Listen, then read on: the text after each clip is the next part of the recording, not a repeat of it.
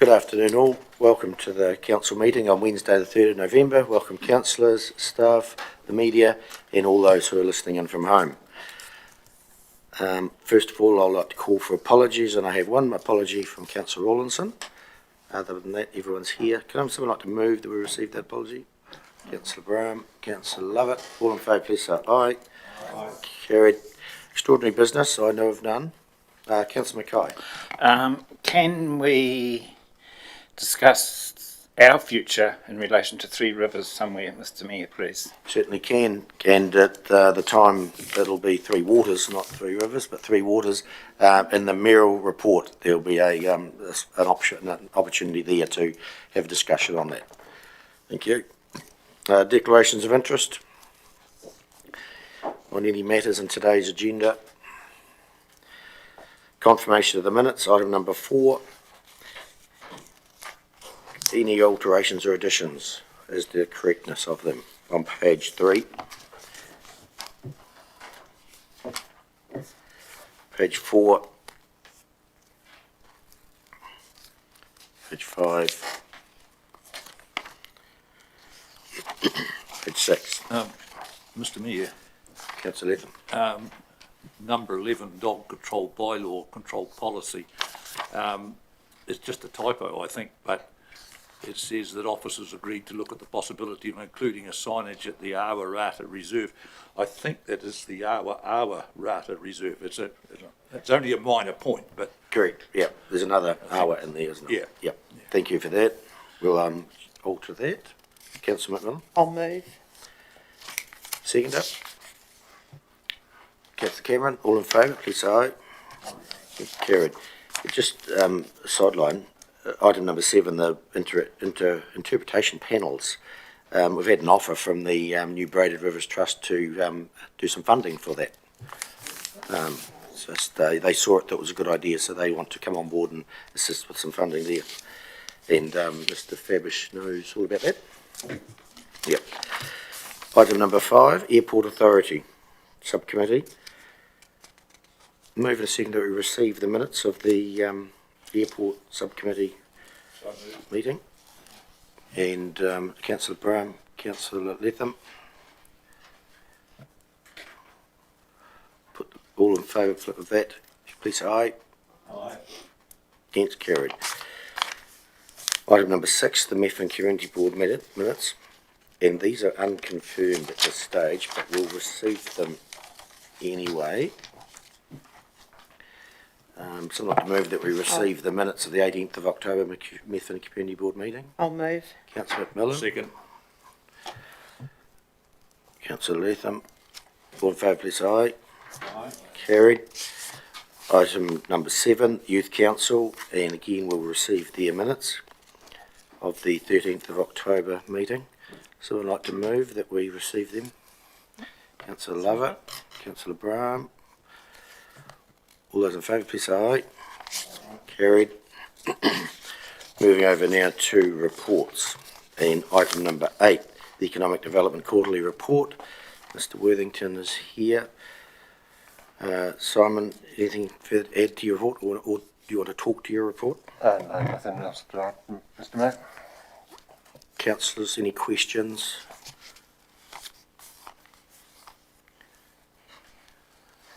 Councillor Mackay. Mr. Mayor, could I please be reminded what in page 17, pillar 4, what are the 2 pieces of work underway which will support on-farm uptake of innovation and technology? So, through the chair, the 2 pieces of work are the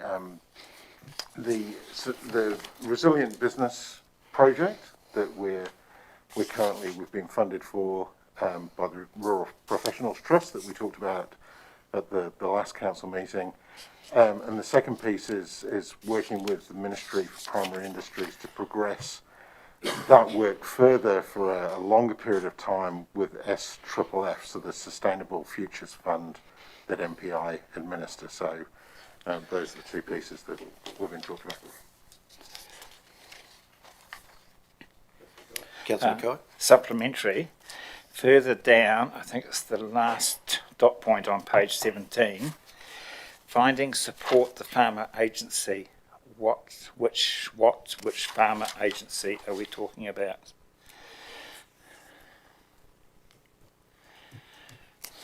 Sorry, on page 17? Yeah, The last the sentence. project will first be approached with a desktop analysis. The results of the analysis will then be tested and refined with farmer and community stakeholder focus groups to ensure the findings support farmer agency. Yeah. So, the agency that's being talked about is the farmers adopting the findings of the research. So there'll be there'll be a desk research part of the process. Then we'll move to focus groups that involve the rural community and farmers. And so what's being referred to there is that those findings will be fit for purpose with the intended audience, the farming community, the rural community. Councillor Mackay? Further on, I can't see, so I begs the question, what indicators will tell us that those farmers have taken all those ideas on? Okay, you're right, they're not here, but Yeah. maybe if I could bring them back to the next council meeting? Be good to see them. Yeah. Yep. Good. Okay, take that on board. Councillor Cameron? Thanks. Can you hear me through my mask? Yes. Thank you, Simon, for the report. I've been reading all your pillars with interest, and I note most of them are, at the moment, in this particular report, are based on the agricultural or the rural area. I have gone on to the branding pillar, placemaking and branding, and we've got cancelled events in there, and we've also got the business of the year, which is great. Where do you see the signage at the beginning and the end of the town fitting in this report? And do you have activities, given the cancellation of the CBD activities, are there activities for the town centre that come under this economic development strategy? Yeah, so with regard to the signage at the start and the end of the CBD, I'm currently working with the comms manager to get some options in place that we can present to you to move that forward. With regard to the events, the COVID regulations make it quite complex to run large-scale events, and we believe that they'll continue to be complex with the passport system, because the passport system means that we have to ensure that people coming into an event are have the required paperwork. So what that means for large-scale outdoor events is you start to need to fence off the event to protect the people that meet the criteria to go to the event. So it's going to add lots of cost and complexity to the organisation of the event. What I've tasked the events coordinator to do is to look around at other cities, at other parts of the world where they're running events within a COVID environment, and look at what the art of the possible is, so that we can look to the last 6 months of this financial year and actually have some things in place that add a bit of vibrancy back into our community and present, have something that the community can engage with in a safe way that means that we're running within the current regulations. May I ask a supplementary, Mr. Mayor? Yes. Thank you. Two supplementaries. What is the ETA for the signage and the branding of the town? Like just even the basic fundamental branding. I'd need to get back to you on Okay. that, I don't And the second thing is the budget that you had assigned that you were allocated to run movie night and light up the lights and all that sort of thing. Is that being used now in smaller events that will not compromise people's safety in the CBD activity? That is our intent with what the event coordinator comes up with as options for us to be able to run and to create a program. So rather than having 4 large-scale events in the year, we're intending to try and do things a little bit more regularly. Yeah. But also encouraging the community where it's possible to take some ownership of things as well. So it may be that whilst we run some things, we also get the community to run other things, and we support that activity with the skills Yep. and knowledge that we have within our events staff. So Okay. there's Thank lots you. of options. Councillor Lovett? I'm just going back to the climate change and farmers. I'm just going to ask, how are you going to tell farmers who are the best farmers in the world, who are resilient and are already adapting to changes like weather and new crops, to come on board to change their systems, which may fail, or a loss of earnings? And at the end of that, I have a real worry, if this is government backed, will it become policy? Because I can see it, the ruination of this district and farming in general through the country. So through the chair. So firstly, we're not intending to tell farmers, and I think we've been quite clear in all our subsequent meetings, that we are not telling farmers how to farm. That is not the intention of the project at all. What we are trying to do is to leverage the best knowledge that exists in our community and spread that knowledge across the community. And the feedback we've had from lots of parts of the rural sector is there is so much going on and there's so much change that people just need help, and they often struggle to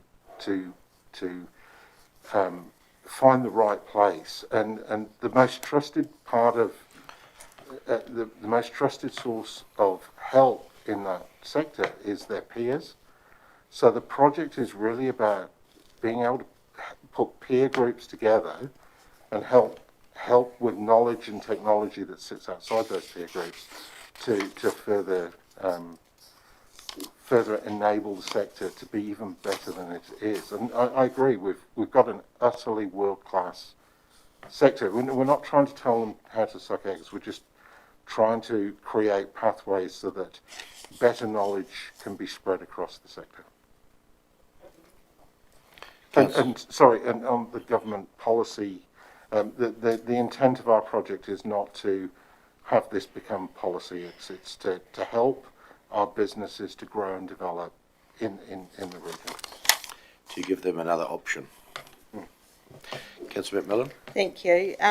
Through the chair, I'm just looking on page 20 under financial implications, and you've mentioned the funding for My Next Move, but I couldn't see anything in the report about My Next Move, and I was just wondering what's happening in that space. So through the chair, so part of our future work programme is developing as we've discussed previously, is developing the economic development strategy and bringing it back up to date. The My Next Move programme is something that we picked up from Timaru, and we got funding to do some work last year through Katie Miller. The intention is to look to how we expand that piece of work. So we've been working with MPI around the Secondary Schools Employer Partnership Programme, which has now been adopted by Ashburton College and Mount Hutt College. So that'll be rolled out and released across the region shortly. The consultation we will do around the workforce elements of the new EDS will mean that we look to see where there are currently gaps and where we can advocate those gaps to be filled either through council initiatives or more ideally community initiatives that we can endorse and back. Thank you. Councillor Wilson? Thanks, Mr. Mayor. I'd like to go back to page 17, the last paragraph. You still haven't explained who is going to pick the farmers and the community stakeholder focus group. Who does that mean? And what does the last four words mean? Funding, support, farmer agency. How do you define that? Okay. Who's going to pick the farmers? Who is the community stakeholder focus groups? Who's going to pick them? And what do those last four words mean? Okay, so if I can tackle those one at a time. So in terms of picking members of focus groups, that's normally done on a relatively randomised basis to make sure that we don't introduce bias into a research process. So the farmers will be picked at random, usually within some subset types, so that we make sure that we include dairy, mixed land use, crop. You know, we'll segment the farmers to make sure that the group that we have in focus groups is broadly representative of farmers in the Ashburton district. So there's quite a set in stone process for how that goes on, and we will randomly select farmers to be part of that group. The last point, you know, we need to make sure that what we find is endorsed and accepted by the community. So, you know, we will be testing the outputs of the research, the desk research, and the more qualitative research we do in the focus groups across the rural sector to make sure there's broad support for what we're doing. If there's no support, then we haven't got the license to operate, and that's essential if we're going to be successful in driving, you know, in helping these guys drive their businesses forward, given all the challenges that they're going to be facing with some of the reforms that are coming through. So that's what that last sentence is alluding to, is that if we don't have the farmers' buy-in, we can't proceed. Supplementary, it worries me we're going to spend a lot of money for no outcome, because as I said to Richard Fitzgerald, the amount of farm consultants, very clever farm consultants in this district, that they haven't been able to come up with a formula. But anyway, I'm sceptical. I'm waiting to see what it does bring new to the table. I'm excited to see what comes to the table. It's not there now. I take a differing view, and I applaud the speaker presenter for doing the work they are doing. Councillor Latham. Thank you, Mr. Mayor. Just wanted to confirm that what's written here in that the same part of the report that Councillor Wilson was talking about, it says the proposal for the Changing Land Use and Climate Change project has been approved by the Rural Professionals Fund. Does that mean the program's been approved, or has the finance been preferred? Because at the end of the day, who is going to be paying? So the both project and the funding have been approved, and we've now got a signed contract with the Rural Professionals Fund to deliver that project for the next 12 months. In terms of the funding, the funding is the funding's around $74,000, and it will fund the desktop research and the focus groups, and their final output report. So that's all. And this is not being funded from any outside source, because I see the District Council will support the project from existing economic development budget. So that. Sorry. So it's all funded from external sources. So it's all funded from the Rural Professional Fund. There is some council time, so part of my role will sit alongside that project and provide support. So we've leveraged that in-kind contribution from the council to get to that final fund being approved. Thank you. So it's been approved by the Rural Professionals Fund and financed from the Rural Professionals Fund, but some of the ancillary things and manpower is inside our council's economic development budget. Yep. Thank you. No further speakers. I'll move the. Councillor Mackay. Mr. Mayor, I take on the words that you said before, and my question, I think, is directed to the Chief Executive, but you have the sole say on who answers it. Are there any other funds in New Zealand that we can get money from to progress our businesses. For example, the ones that not only agriculture but maybe retail business and manufacturing. Is someone keeping an eye on occasionally what's available so we can participate in getting outside funding? Outside funding, I mean outside the district funding. Simon, I think that's your role, was it? Part of your role? Yeah, so through the chair, that's what I'm spending my time working on, is working with our community to understand what sort of projects we can be involved in. It's then liaising with the government agencies or funding bodies, to bring in external funds to make things happen. That's why I sit here and do what I do. So yeah, on a daily basis, I'm having those conversations. Hamish? And just to reiterate that we tend to do it the other way around. So we look for the work that appears to have value or to be where the need is, or in discussion there is a want, and then to try and find the relevant way to fund that.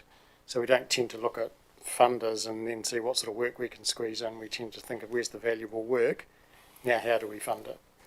And that's a big part of the economic development role, is to seek that support for projects of value. Councillor Flood? Thank you, Mr. Mayor. You say the funding has been approved, and obviously you put in a business case to get that funding. Well and good.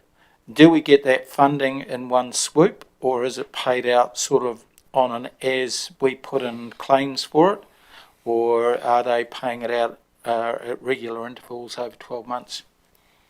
Through the chair, the funding is paid out in 3 increments on a quarterly basis, last payment being at the end of this fiscal year. No further speakers? I'll move that we receive the Economic Development Quarterly Update. Seconder, Councillor Cameron. Any further discussion? If not, put the motion. I'm in favour. All in favour, please say aye. It's carried. Thank you, Simon. Next item, number 9, Linford Reserves Board transfer of administration to Hines. The functions to the Hines Reserve Board. Colin, welcome. Anything further to add to your report? No, nothing more.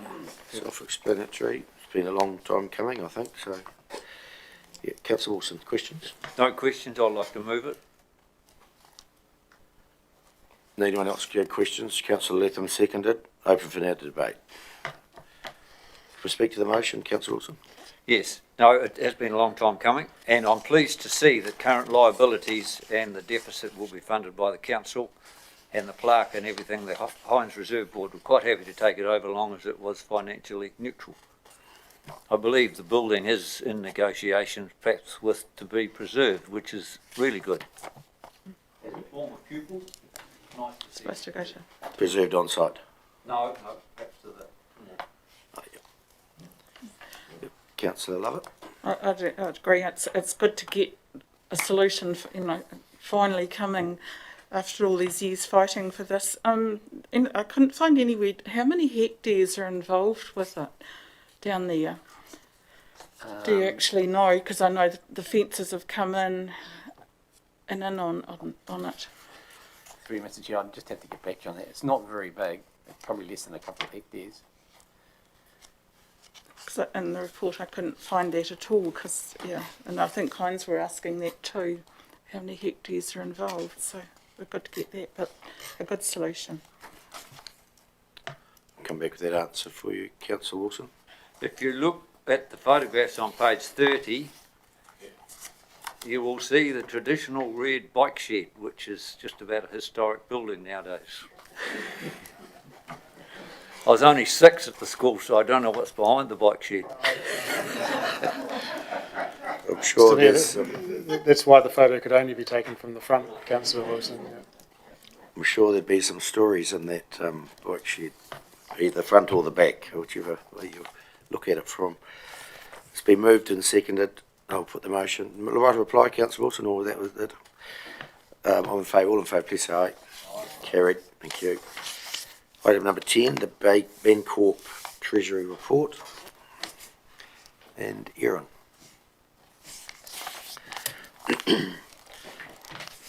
detailed report there from Bancorp. Anything to add or just go to questions?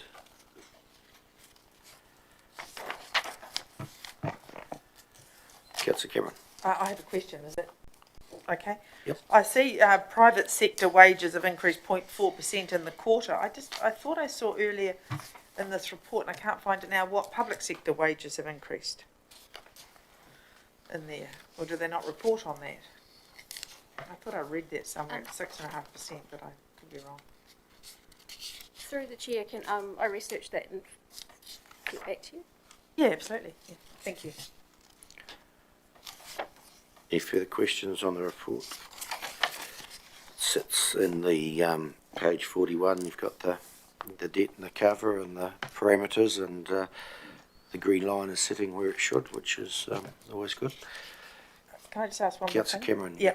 The Treasury report, this is supplied by Bancorp. Do we give feedback or do we just buy this report? Like, it would be good to have, if they're going to talk about private sector wages, it would be good to have cost pressures on public sector as well. Do they not, can we request that information, or is it a standard report that they just send out? Can cut and paste. It's peculiar to us, but Paul?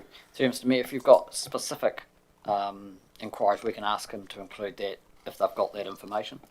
This is just the way they write this report. We can ask them to put extra stuff in if we want to. You'd feel that would be helpful if you had. Well, I think it's a good Public and comparison, private. isn't it? Private sector versus public sector, given the current economic climate, current decisions that have been made. It would be interesting to see the pressures on the Treasury. Make note of that, perhaps next time. These come out quarterly, I think, is it? Quarterly, yeah. Councillor Wilson. Thanks, Mr Mayor. On page 39, it's got the external borrowings. How much of that equates to the three waters? Through the chair, I would need to check that with our records. Can I get back to you on that? It's about 30 million, 30. approximately. There'll be some of those there, will it? That have been turned over to be part of that? They've all gone from all internal loans to external, haven't they? Yes, I have. Yep. So they will be in there, yes. Any further questions?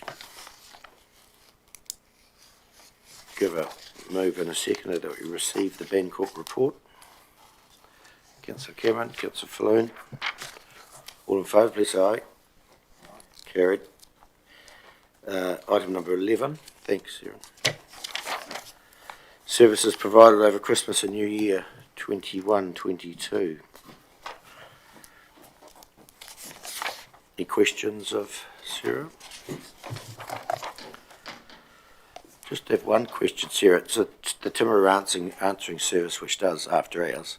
Was that being reviewed, that contract? Yes, Steve Fabish, our GM for Community Services, is, I believe it's going out for tender or early in next year, the 2022. Yep. Just wondering, Hamish, whether we need any input on what we want them to do. Is it a management or is it governance? Because I know we've been some issues with it of late. And if we want the same thing again, I don't think it's what we do want the same thing again, but I'm not. Perhaps we can circulate the existing contract and councillors, if they have any feedback on, because I'm not sure if your query is aimed at performance competency or things that we aren't asking them to do that you would expect we should be asking them. So if we could circulate that, we get councillor feedback to ensure the process reflects accurately the expectation. Yeah, it might have been the first, what you were talking about, Steve? Just through the chair, we're currently reviewing the tender documents to go out, and we always, before you go out for a new tender, you always look at what's worked and what hasn't worked. So the wording will be slightly different to what we'll be going out with to what we've currently got. It might be better to circulate the draft document to council before we send it out to get feedback, because in that you'll notice there are some changes to take into account today's environment and what we've learnt from the current contractor. Yep, good. Councillor McMillan?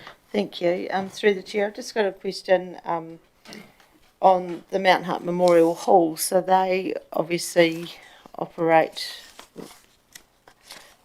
through this time as well, and they're traditionally not on this list. So would they just have their own operating hours? Would that be something that council would look into in the future, or is that something that is just sort of standalone? Yes, we possibly could keep them in here in the future, and it may have been oversight on my part. Apologies for not including them to date. Again, Steve Fabish, Community Services, will review and approve the operation hours over that Christmas period for that facility. So, and can communicate that back to you if that's of interest. Steve? Just through the chair, a good point raised, and it was an oversight on our part. Now that the Mount Hutt staff are actually officially coming under the Community Services group, what I'll do is sort out what the hours are potentially going to be, and I'll circulate that to council. Yeah, but in the future it'll be included in this. Councillor Cameron? I note that the Art Gallery Museum is closed on Christmas Day and Boxing Day, but open on New Year's Day and the subsequent public holiday. Can you help me understand why that decision was made, please? The art gallery has commitments already made for a particular exhibition that they have. So they committed months ago that they would be open on the 1st and the 2nd. Traditionally, they always has been, versus the museum haven't. So we're in a transition process this year. We hope that both facilities will be open this year on the 1st and the 2nd, and that going forward, whatever the answer is, that the building as a whole is either open or shut. That's our intention, but this year may be sort of a period of transition with one open and the other not, but we're, like I said, hoping that both can be open this year. We're just not a pre-existing commitment, essentially. Absolutely. Yeah, because it would seem odd that it's inconsistent. Thank you. Councillor Mackay? Mr Mayor, where can we find the present contract with our after-hours service? Where do we go to find that? I asked the question because Mr Fabish is going to give us the new contract to compare, but how do we compare if we can't get our hands on the old one? Yeah, we'll give the. Or would it not be better just to have a list of jobs they do now and a list of jobs they're going to do in the future? We'll either give you a marked up version, or we'll send you a copy of the existing with the new, and you can compare. Sarah, rubbish recycling's not here. What happens with that? Services continue as usual. So this is for staff facilities, but our comms team will be producing information about resource recovery parks, etc. in due course. So if your rubbish was going to be picked up on Boxing Day, it'll still be picked up on Boxing Day? That is the current state of play. As it was on Labour Day, etc., public holidays, yep. It continues to operate. So, yep, fine.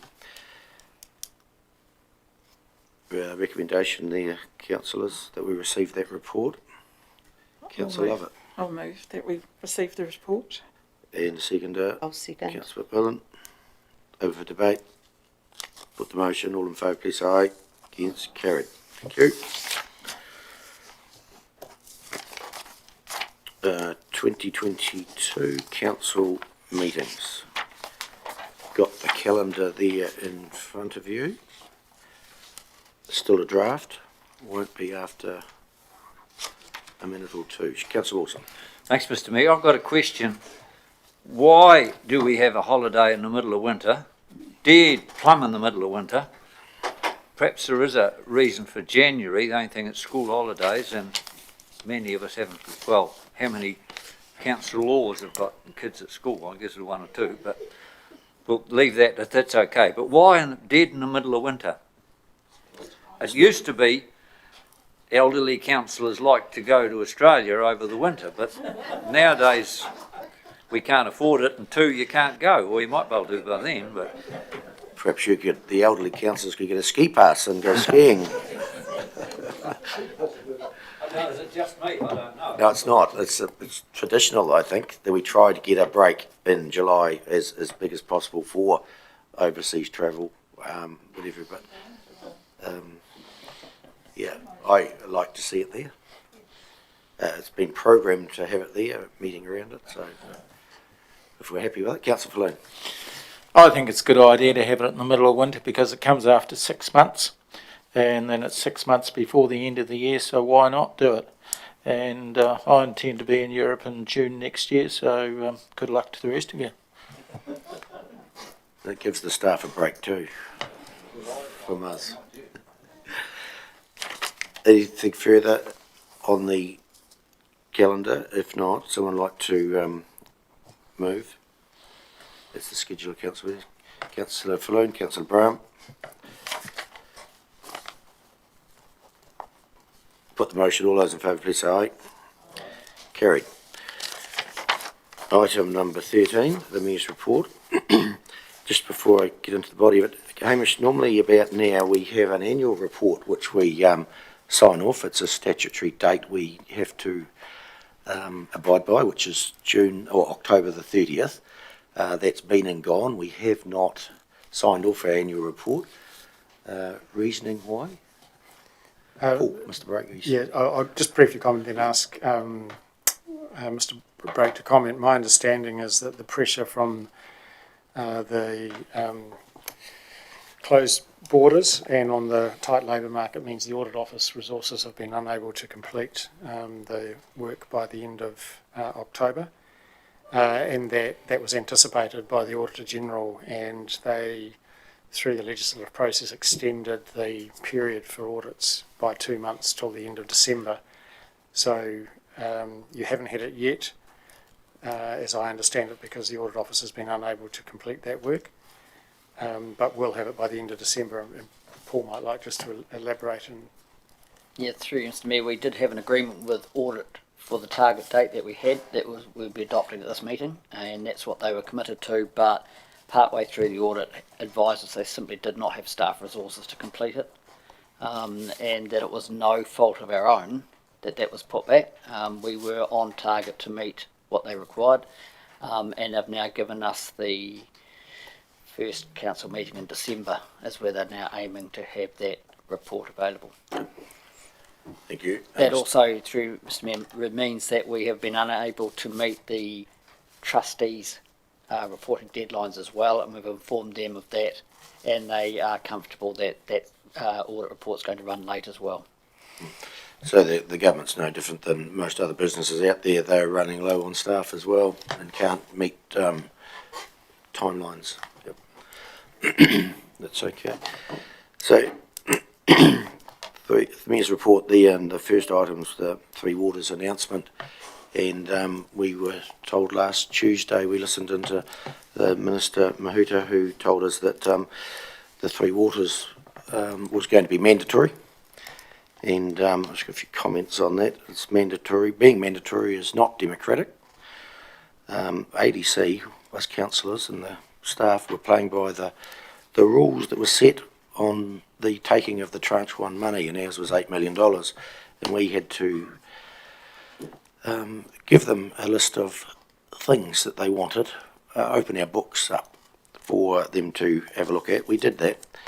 Then we got to the period where we had the 8-week period where we said we would have questions and would give those questions back to the DIA in Wellington. Then we did that, and we had 17 of them.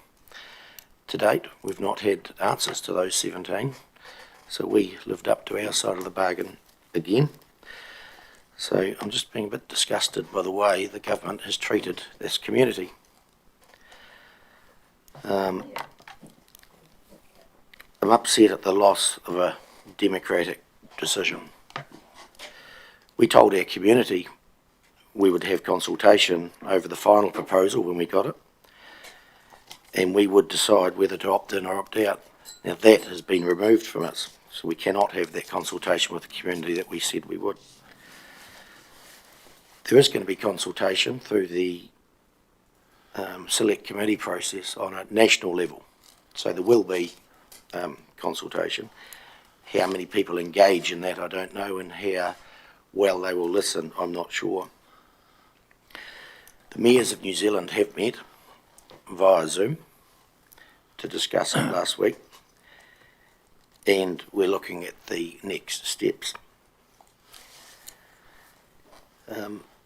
We have a letter in front of you, I've in front of me, which was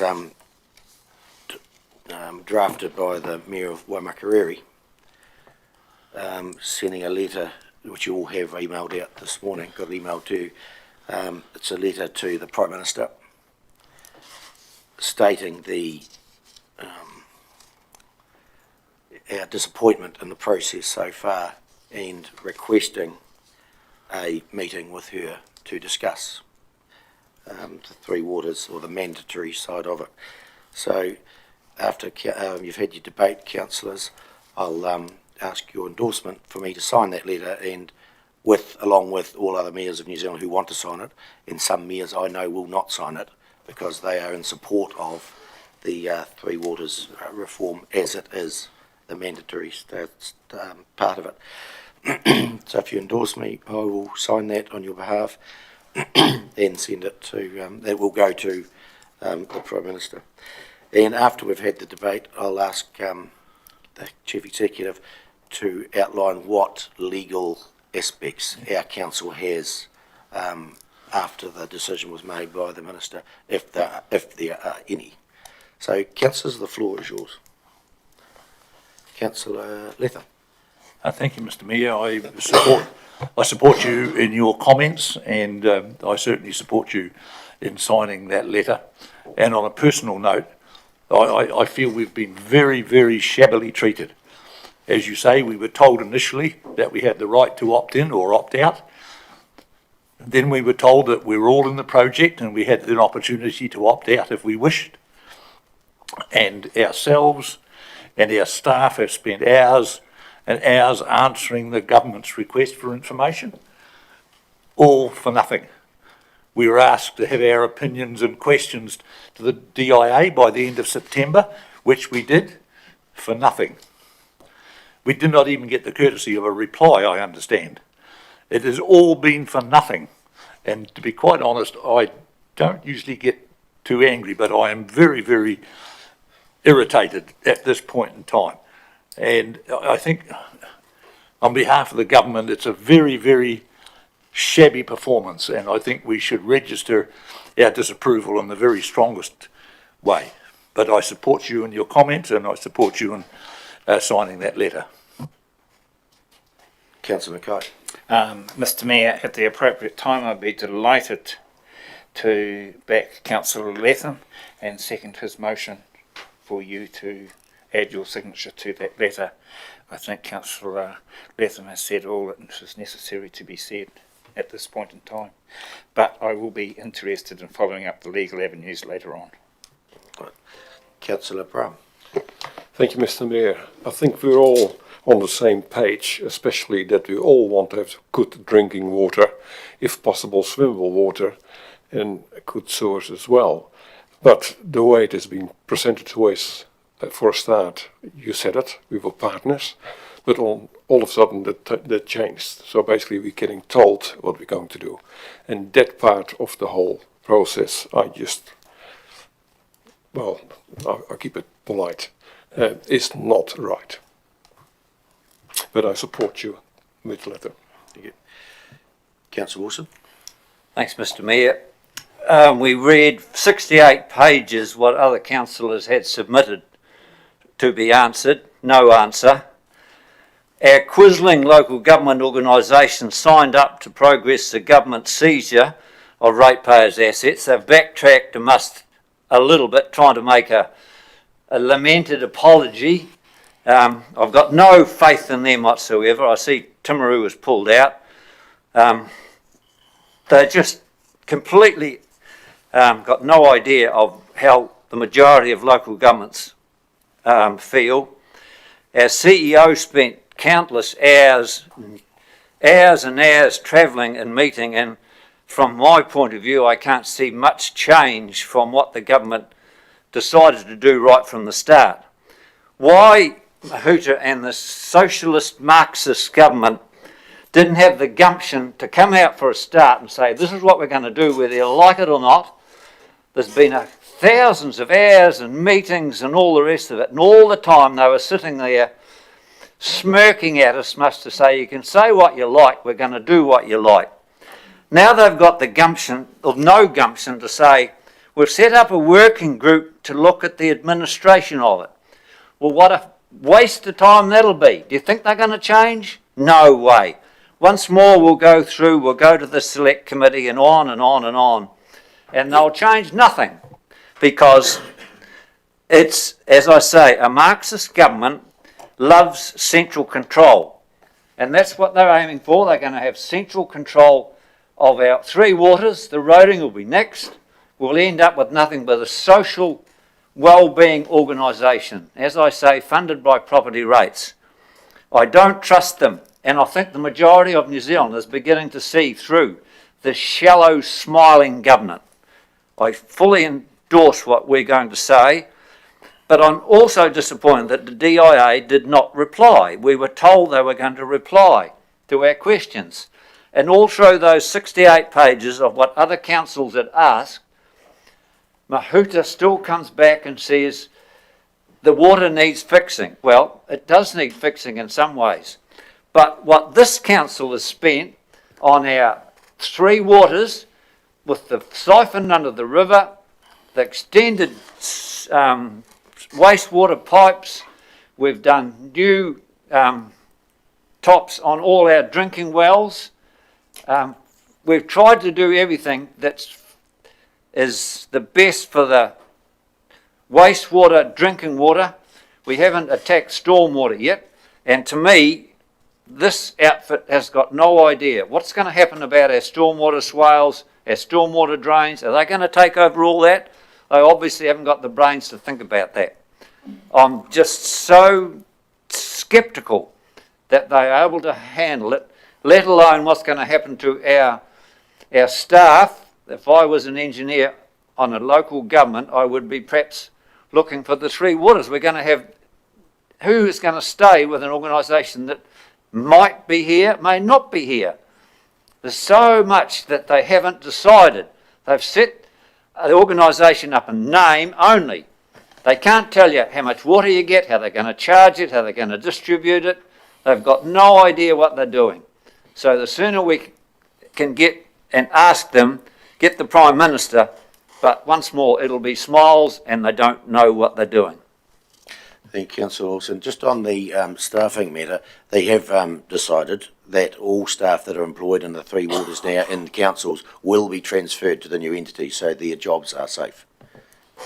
That's a promise, I think is the word. Through Mr. Mayor, it's an undertaking for all those staff whose jobs are 80% or more associated with water, any of the three waters. They are guaranteed a role in the new entity at their existing location at the start of the new entity's operation. Thanks, Hamish. Councillor Falloon. Thank you, Mr. Mayor. I was probably one of the few that initially when this came out, I thought that sounds like a good idea. And then when I read through some of Mahuta's cabinet papers that went to cabinet, there was certainly some very, very good and relevant points in that. But the way this has been sold to us, it's been sold to us on misinformation, assumptions that have never really been clearly tested properly. They have refused to take into account the information that was put up by all TAs and the RFI. I very soon lost confidence in the whole thing. Then when Auckland and Christchurch council mayors came out expressing dissatisfaction, I knew at that stage that the thing would be mandated. But what gets me though is they've mandated it before we've even got all of the information that we were after. They were supposed to bring out information on the economic regulator, who is a big part of this whole reform process, and we're going to keep entities 1 to 4 under control. We're still waiting for that information and we'll probably never see it, possibly because no one has done the homework on how that was going to work.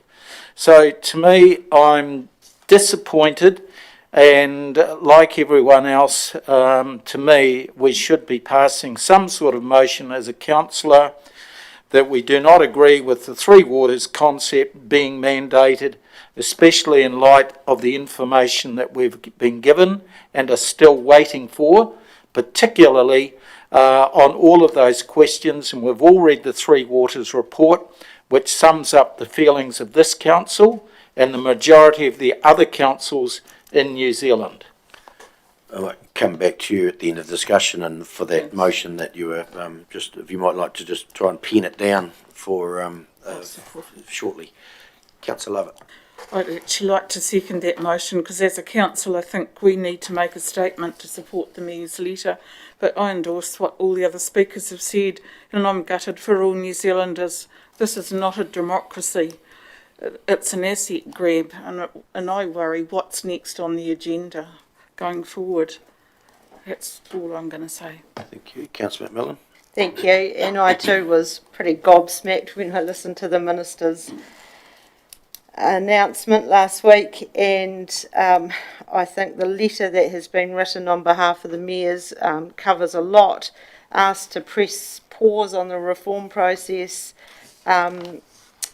It asks to consider the reform following the establishment of Taumata Arawai, and also the future of local government review and the RMA reform for it to come after that, and I think that's key to this.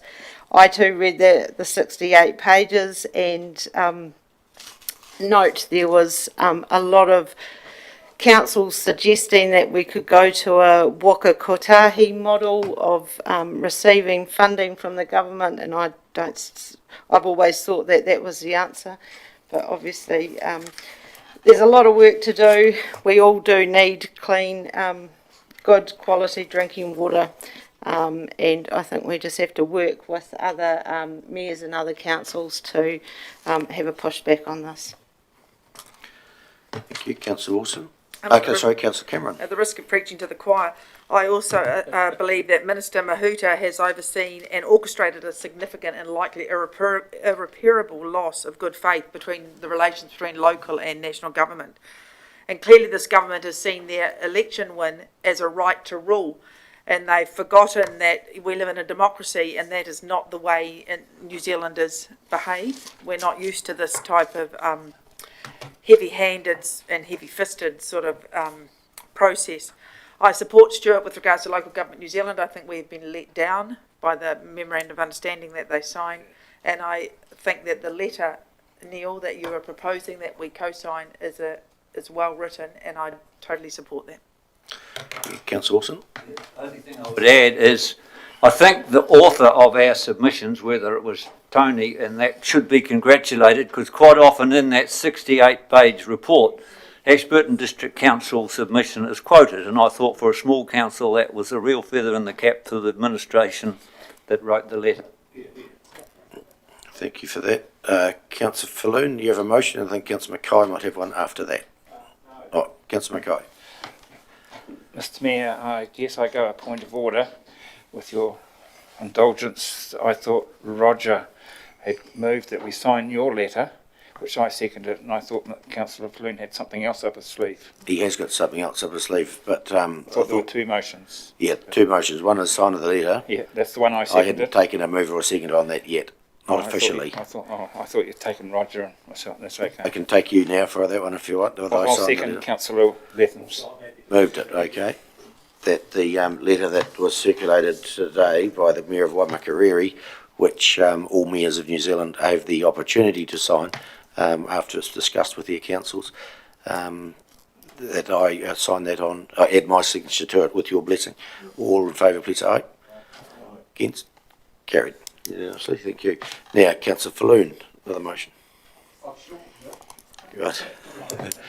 I'll turn the light on. I've shortened it. That the Ashburton District Council does not agree with Three Waters' proposal being mandated without giving territorial authorities the full information that has been requested. And you've got that, it is written down so we can... I just need to just clarify that last bit with it being mandated without giving territorial authorities the full information that has been requested. Yep. Okay. Seconder for that. I'm going to second that. Councillor Lovett. Councillor Cameron? I'd like to make an Speak to the amendment to motion. that. I don't think it should be, we may not agree with when the information is provided. So we probably have to have some caveat around that to our satisfaction or whatever. But the motion as it stands is once we get the information we've requested, then they can mandate it. So you need to probably tidy it up a little bit, John. You think? Well, if you read it out. Cool. John, could you reread it? The motion, put your light on. Stuart, go off. Oh, sorry. That the Ashburton District Council does not agree with the Three Waters proposal being mandated without giving the territorial authorities the full information that has been requested. Because basically what is happening, and speaking to it, what is happening, she's actually mandated it and we're not even through the full part of the consultation process. We never got the proposal. But you don't want it to mandate it even when we are full. Carolyn, can't hear you. John, you go off. Sorry. You don't want it to mandate it even when you are through the full part of the process, is the point I'm making. Do you? You don't want it mandated full stop. You want to have No, they're going to have to rescind the mandate because it's been mandated. That's my point. It says it can be mandated once we get the information. We don't want it mandated at all. Stuart, Stuart, Hang on. point of order there, Stuart. So we'll take Angus's point of order. I don't believe that's what Councillor Falloon said. It's fairly explicit what Councillor Falloon has said in his recommendation. So we're speaking to the recommendation for and against at the moment. Councillor Wilson. I'm speaking on behalf of the amendment, if there isn't. Well, I don't think. not amendment. No. I agree with Councillor Cameron. Minister Mahuta will come back and say, this is the reason, this is the reason, this is my reason, I've done economics on Scotland and blah, blah, blah, blah, blah. Therefore, I'm going to mandate it because all my arguments are correct and yours are just rubbish. The first half of the motion is good. The second half leaves us open to propaganda from this government. Hamish?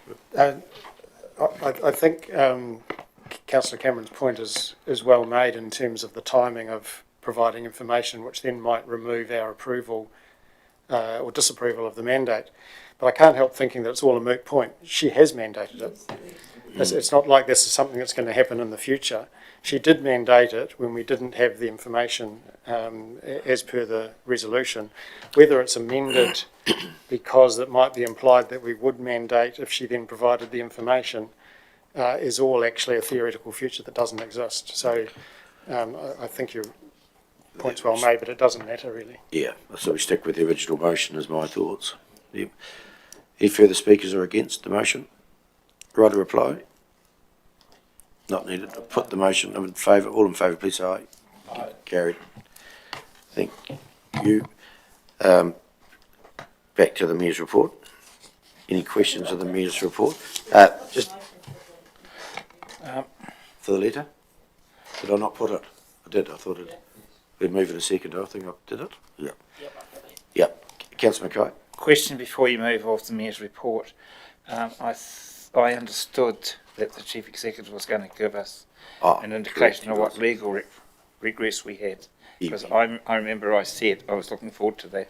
Yep, thanks for reminding me of that and what recourse we have here as council. But just before we go to that, the question on the Linford Hall property size, it's 0.809 of a hectare. Yep. So, Hamish, what are our legal steps or going forward after the mandation has been given to us? What are our options, if any? Yeah, in my mind, Mr Mayor, there's two parts to the question. I haven't done nor have I sought yet a legal review of the process to date and whether or not there is opportunity to challenge that legally. If so instructed, we could look to do that. In terms of going forward, the process is clearly now one to be legislated, and the opportunity for council and communities across New Zealand to express their views of the reform proposal is via the legislative process. We're expecting this to be split into two separate bills. One before Christmas, essentially just giving birth to the 4 entities, and then a second bill early next year, putting more detail around that. So that's what I understand to be the case. So there's 2 pieces of legislation coming over the next number of months. They will have to go through the legislative process. That will involve select committees. That will involve a period calling for public submission, and councils and communities will be able to participate in the normal way through that process. There is opportunity to amend through that process. I think there's opportunities to amend some parts of the reform. The Minister herself has signalled there are areas that are open for consideration, and has established some working groups to assist her in thinking about that. But if it would appear from the announcement that reform is proceeding, and what sort of legal opportunity there is to prevent that, I haven't done any detailed work on, but you would have to think that the government has the right to govern, and throughout history governments have reformed parts of New Zealand, and that the legal right to reform 3 waters is probably sound. So, but we have an opportunity to contribute, as do every member of the public, via the select committee process. I don't think it would be wise for us to undertake a legal challenge as Ashburton District Council. I think if we would do it on a wider join with others to do that, and with your connections, you could perhaps just check that out to see what others are doing. And there was an early rumour of legal action. I'm not sure if that's amounted to anything, but we'll keep an eye open for that and consider that and discuss that with council if that is an opportunity that arises. But taking on board your comments that we're unlikely to do that proactively and on our own.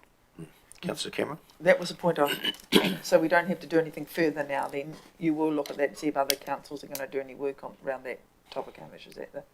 Yes, there's a number of fora that Okay. that I'm closely linked to, and we'll keep a weather eye and ask some questions, etc., and keep an open mind to that, as opposed to instructing a lawyer to examine the whole thing. In the end,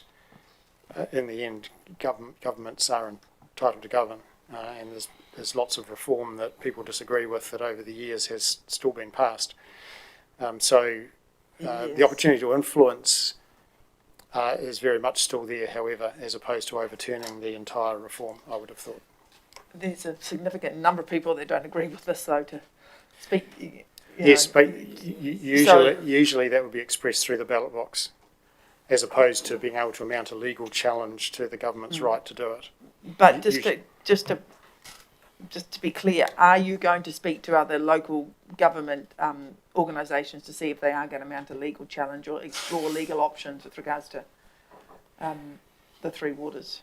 My intention, unless instructed otherwise, is to quietly see if I can find out, but it wasn't my intention to be the leader of that piece of work and drum up support for it, given my I guess my perspective on the rights legally of the government to do what they're doing. But if others, if there's momentum behind it, I'd be very interested, given councillors' perspective, to understand that and potentially seek consideration of joining it. But I'm not actively promoting it unless you tell me to do so. Councillor Mackay? Mr Mayor, I've taken on board what the Chief Executive has said, and the last 3 words, actively, was it actively not promoting it?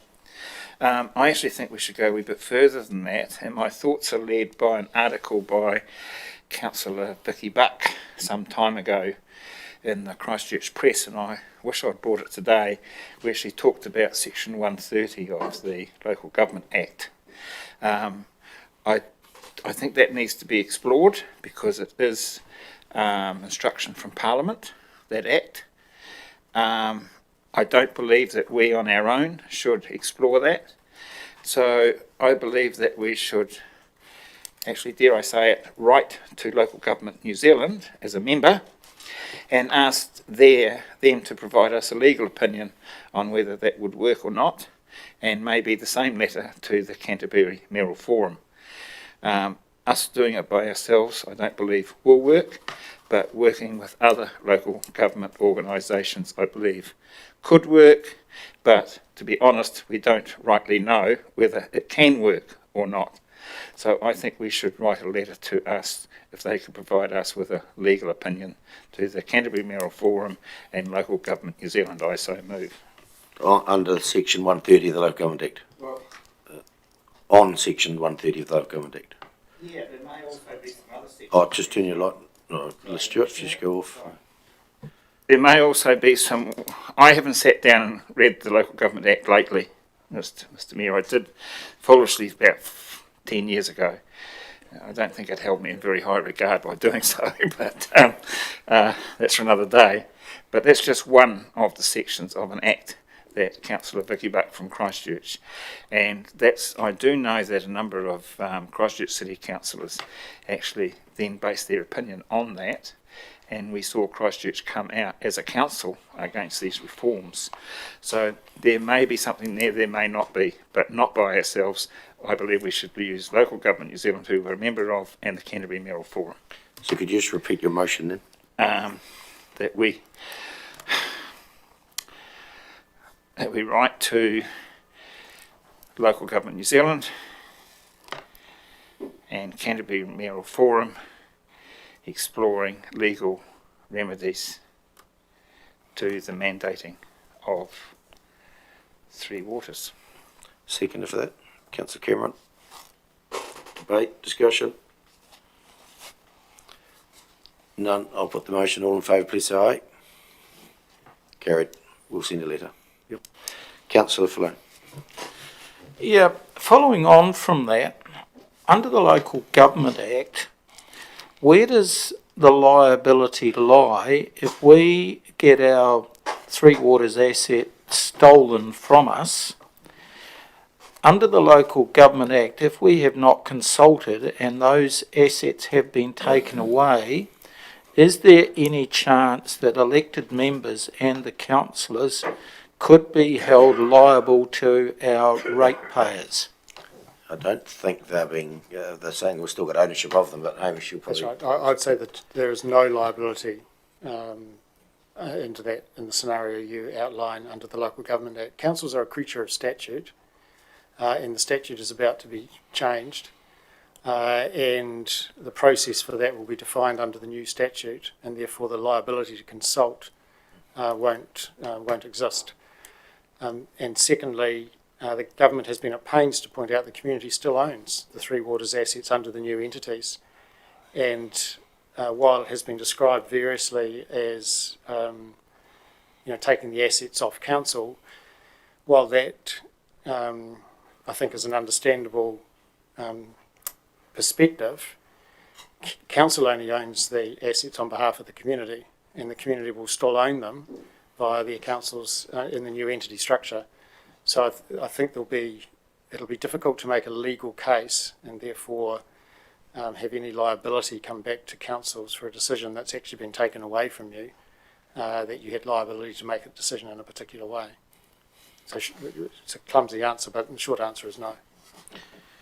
Councillor Wilson. Thanks, Mr. Mayor. I'd like to comment on in your report on the future of local government. We sat through that Zoom presentation from 5-member panel, once more set up by Mahuta, carefully chosen to parrot what this government wants to do. On and on and on about social well-being for 5 questions or 5 articles that they spoke about. So I actually asked, what happens about infrastructure? Are local government not going to have anything to do with infrastructure? Oh, yes, it'll, blah, blah. To me, it's an afterthought. They've got their eyes on the roading, I bet. Local government is just going to become another division of social welfare department. I mean, to have all that report stage 1 and not even once mention infrastructure, which do I think is the basis of local government. We do social welfare things, but our basis has always been and always, I thought always was to look after the infrastructure for this district. We pay tax for the government to look after social welfare, for unemployed, for education, for hospitals and all the social things that we expect in our democratic, past democratic societies. And I thought local government was infrastructure. I'll be interested to see Jim Palmer's coming round to visit in March. If he has changed his tune, or is he still in the same thing that we forget about infrastructure, you lot are just here to support the socialist government. I was most disappointed with the broadcast. I thought it was an absolute waste of time. Councillor Letham. Thank you, Mr Mayor. In a slightly quieter manner, I agree wholeheartedly with what Councillor Wilson has said. Councillor Flynn. Yeah, just coming back to the Three Waters thing, basically what Hamish says is correct, that the territorial authorities or the communities are still going to own the assets in entities 1 to 4. But the best way you can describe those assets is as ghost assets. Correct. No further questions for the Mayor's report. I'll move we receive the report. Second it. Councillor McMillan. All in favour, please say aye. Against, carried. Mayor's reports, we things to do there. 2:10. We've still got a guest coming at 2:45. So that takes us to the end of the open part of the meeting. So we might move into committee now and take our guest. We'll wait till 2:45 when he arrives at 2:45. So thank you, Adam. So we move into committee. Councillor McMillan, Councillor Lovett, all in favour, please say aye. Carried. Thank you.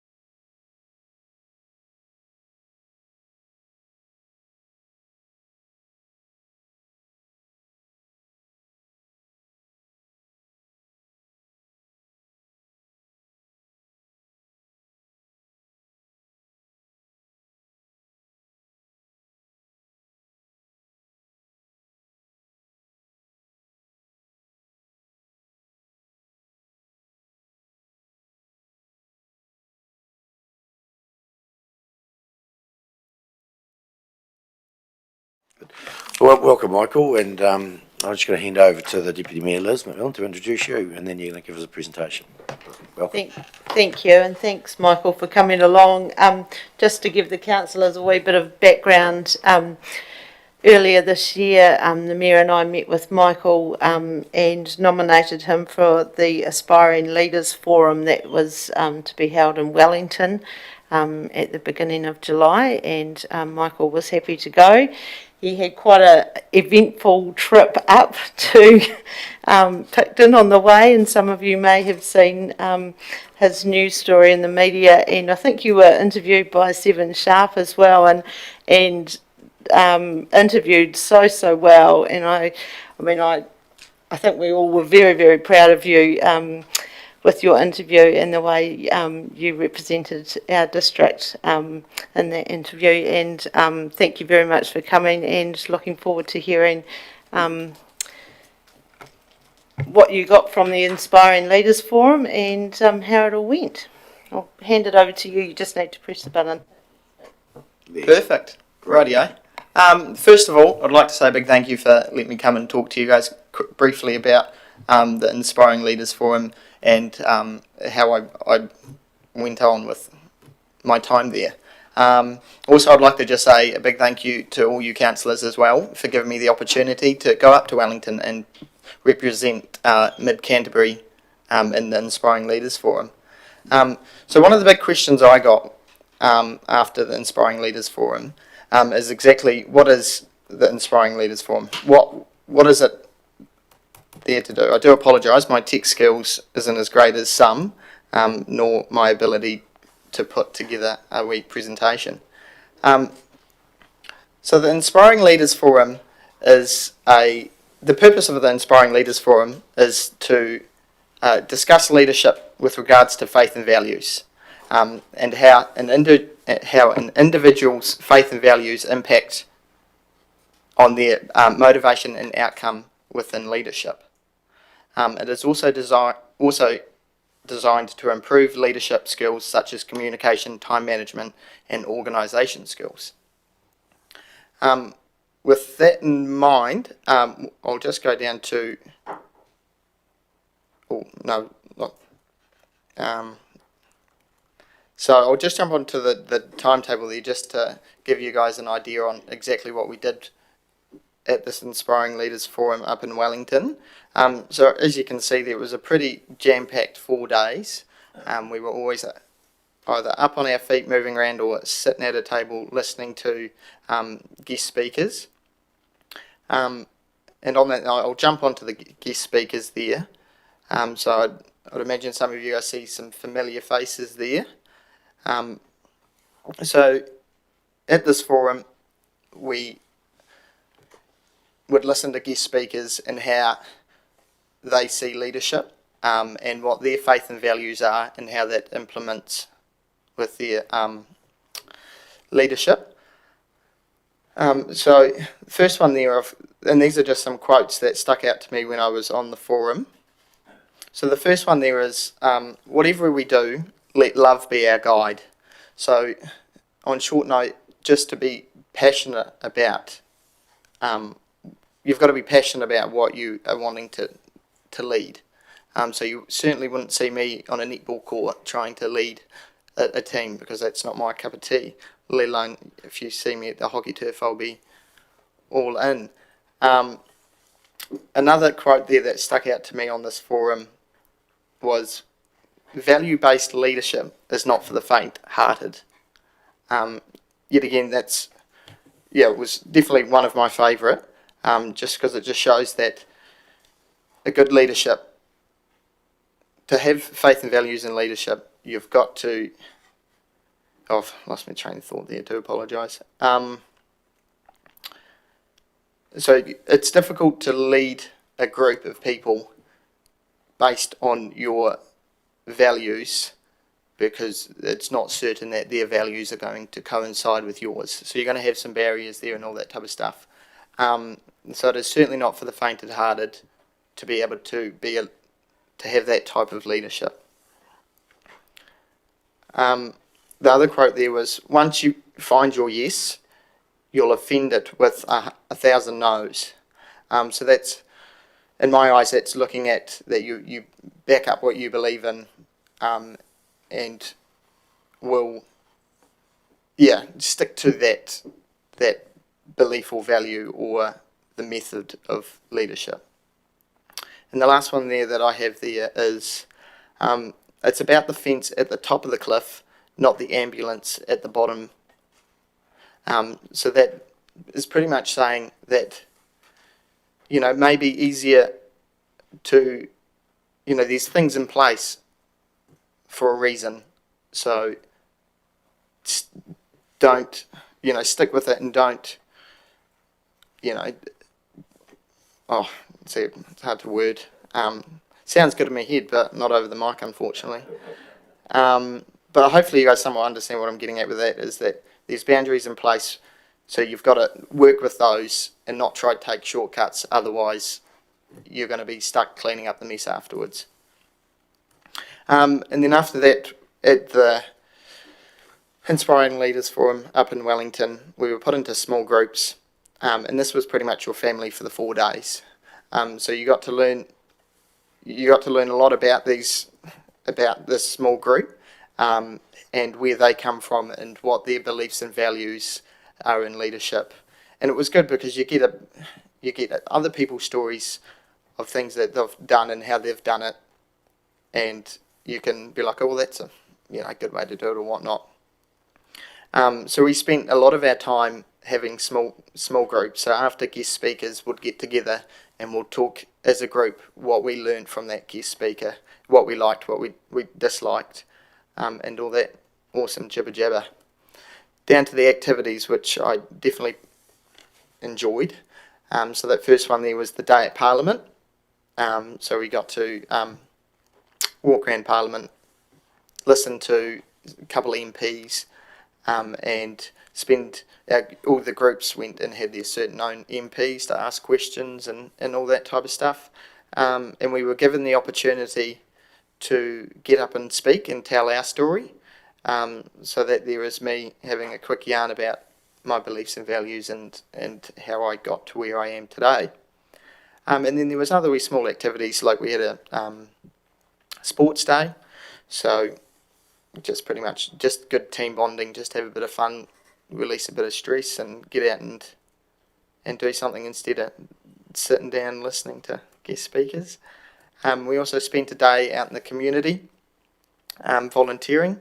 So there we planted over 5,000 little bushes there just on the side of a lake. And there's just another one of my small group. And then on the last night we had a wee barn dance, which was quite nice, and just a bit of dancing to celebrate the time that we spent together and everything we learnt. So that's all I have for at the moment. So, thank you for the time, and I'm certainly open to any questions that you guys have about the Inspiring Leaders Forum. Thanks, Michael. That's well done. Good presentation. Agree with you. You 1 yes, 1,000 no's. I get that all the time. In various aspects. So, have a couple of questions there for Councillor Cameron. Thank you, and thank you for the talk. Did you find it a great opportunity for networking and things? Like, are you keeping in touch with the people that you met at the Leaders Forum?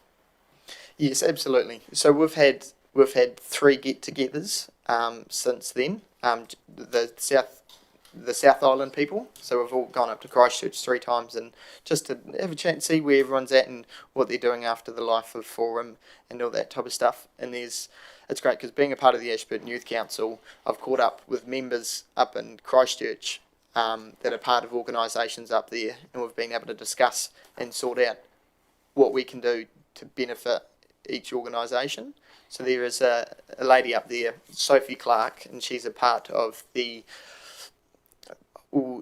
volunteer army, if I can remember correctly, and she's got a platform online that has got all these organisations up in Christchurch and the Canterbury region. So you put all your information on there so other youth councils and organisations can see what you're doing. So that was I wouldn't have talked to her if I didn't go to this forum. So it was definitely. One more, Neil, please. Yep. And do you see a future for yourself involved still in leadership and the community good works and all that sort of thing? Absolutely. future? I thoroughly enjoy the leadership side of things. I'm into my hockey and all that type of stuff, so I definitely want to proceed in that. And then also just being able to let younger people know about leadership in different ways about it.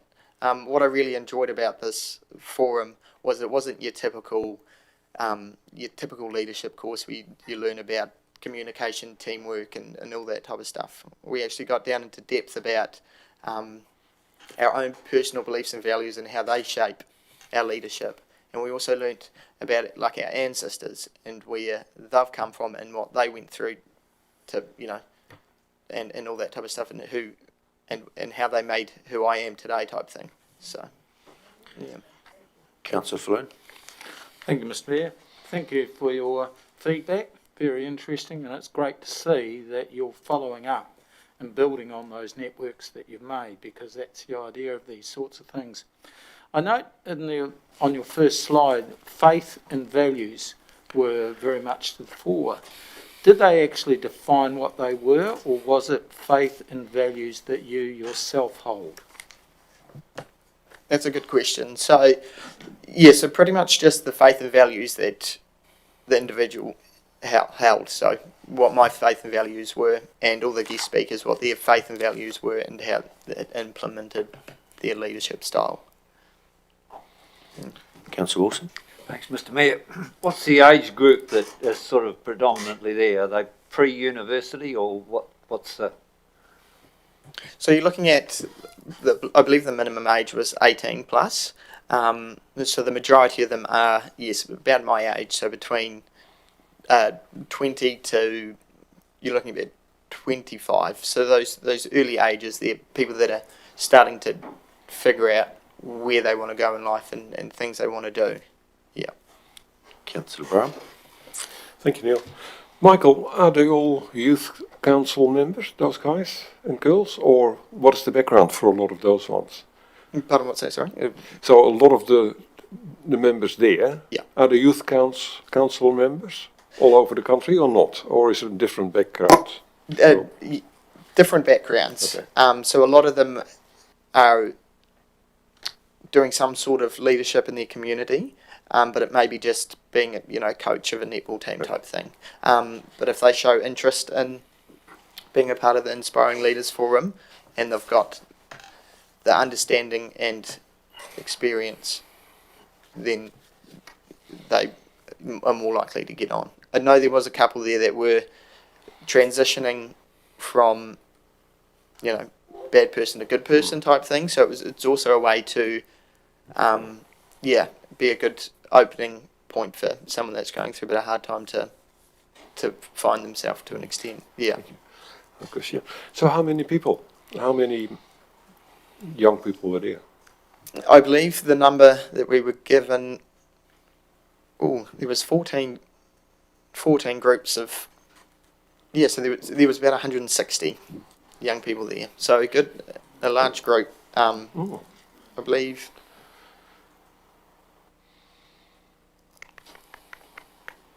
Unfortunately, I didn't even add the photo. Yes, so. Great. Councillor, another one, Lane? Thank you. Thank you, Mike. Councillor McMillan. Thank you. Do you think that, obviously you found it very beneficial, which is great. Do you think this is something that council could look at doing on an annual basis, looking at one of our youth leaders to send to either this forum, or I think there's another one around the same time? Do you think that's going to be a benefit for our leaders coming through, especially from the youth council, etc.? Absolutely. I think so. It's this particular forum is certainly you'd almost say upper class, like really into leadership and want to be a leader, and has been trying, but to an extent struggling and just needing that extra oomph and understanding on how to get into leadership and become a better leader. So yeah, absolutely. Like it's just about finding the proper candidate, I'd imagine. But absolutely, like it's certainly something to keep looking into. Thank you, Michael. I think the questions might have ended, so thanks very much for coming and presenting to us. Eve, and on Councillor McMillan's comment of there being making this an annual thing of us sponsoring someone to go, if you had some suggestions of someone who might like to go, you might like to feed that back to us as well. That'd be good. Councillors, we might break now for a cup of tea, so Michael, more than welcome to join us. We can have another chat in the smoko room. Sounds good to me. Thanks very much. Well done. Councillors, we'll be back at 1:15.